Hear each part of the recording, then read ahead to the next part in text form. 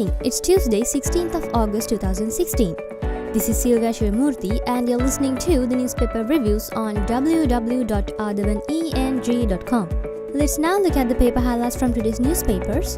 The top highlight in Daily News says, Abreu falls to his death. Former Supreme Court Judge Justice Sarath Abreu died after falling from the top floor from his house at Athidiya Ratmalana yesterday morning.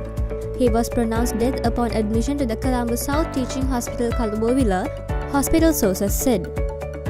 The highlight in the middle says, Unveiling of National Economic Policy, Incentives to Foreign Investors Suit, says PM. Sri Lanka's national economic policy and the attendant opportunities and incentives offered to local and foreign investors will be unveiled very soon, Prime Minister Ranil Wickremesinghe said. The Prime Minister disclosed this during a special discussion with representatives of the Chongqing Foreign Trade and Economic Cooperation Company on August 14 during this tour of Northeast China. And the highlight at the bottom says, French tourist falls to death from Ravana Falls. A 19-year-old French tourist fell to her death from the Ravana Falls. The Ravana Falls, 82 feet in height, is a popular attraction close to Alla in Badulla district. Reports said the tourist who was with her boyfriend had slipped and fallen to her death. Alla police are investigating. Let's now move to the paper highlights in Daily Mirror.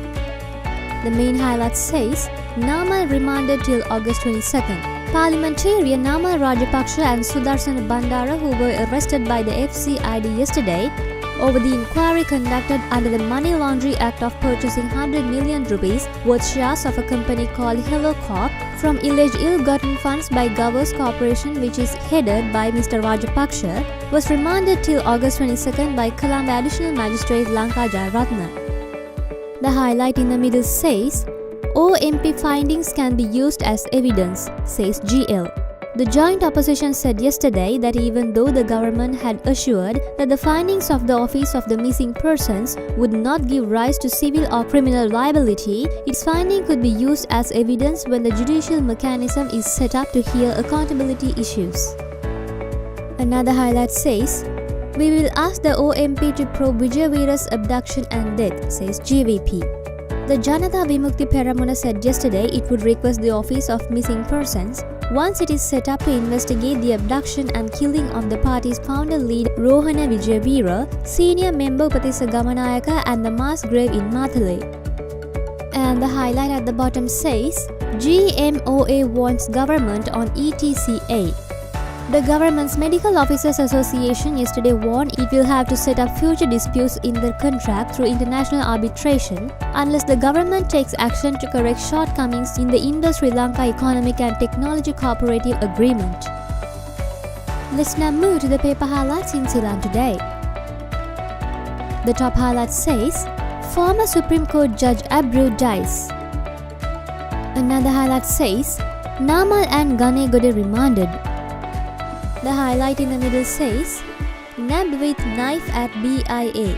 Air Force Media spokesperson Group Captain Chandima Alvis said the security service officers at the BIA had apprehended a man who had allegedly attempted to enter the departure lounge of the airport carrying a 1-foot-long sharp knife on his person at around 7:30 a.m. yesterday.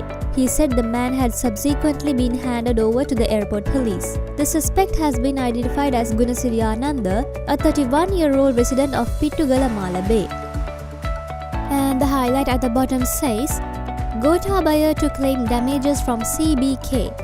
Former Defence Secretary Gotabaya Rajapaksa's lawyer will send a letter to demand former President Chandrika Bandaranaike Kumaratunga for publicly slandering him, leader of the Pivithuru Hela Urumaya Udaya Gamanthira said yesterday.